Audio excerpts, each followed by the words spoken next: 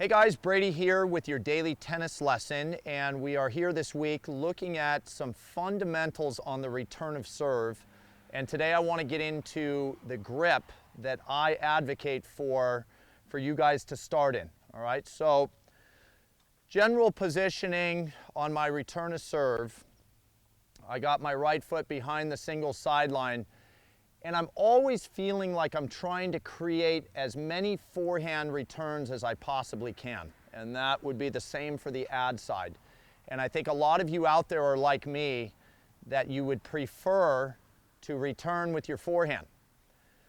So if what we're looking at is a higher percentage of returns coming off the forehand side, hopefully it makes sense to you guys that I really think it's helpful to always get set up in forehand grip. So whether you're semi-Western, a little closer to Eastern or full Western, I want you guys working on this. See if this helps you get some more quality returns coming off the racket with less decision to be made about the shot you're hitting, okay?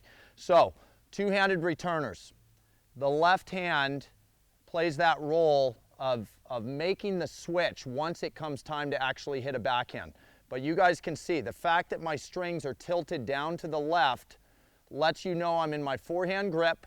I'm going to run around the court, try to make as many forehand returns as I can, but at the moment that I recognize that a backhand is coming, that left hand is going to rotate the racket.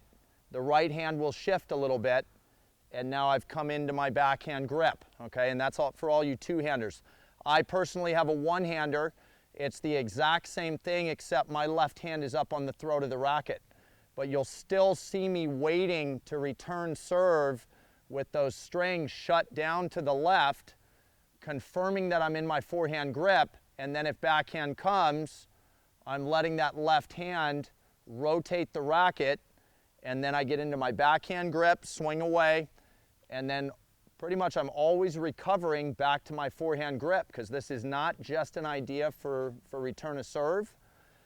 This could be used very effectively all around the baseline if you're like me and trying to hit more forehands than backhands.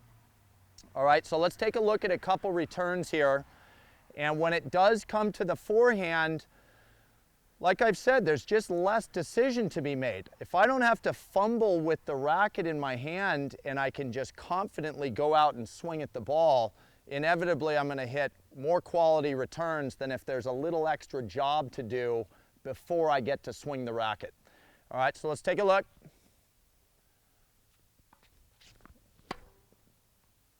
Yeah, so immediately as that's coming into my forehand side, I'm just locking into my idea of my target. I'm not even thinking about my grip, which is a really nice kind of peace of mind to have. All right, now if I do see a backhand come, you guys can see. We might take a look at that one more time in slow motion, but you watch that in the instant that I'm recognizing the ball come to the backhand, that grip changes, and it's probably partially built into my rotation of my body, but I am taking care of that job way before I get completely turned, and definitely before I pick my feet up to move to this shot. We've got to get that grip over so we're locked into the return and can confidently swing away.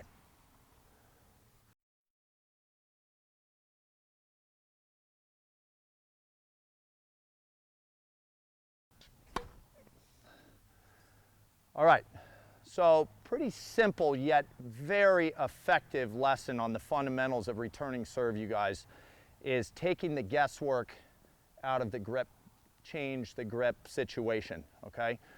So, and this is my take on this. I know there's a lot of coaches out there who don't necessarily agree with me. I mean, you have Djokovic out there who's starting in a relatively neutral return position and making a slight switch to both sides.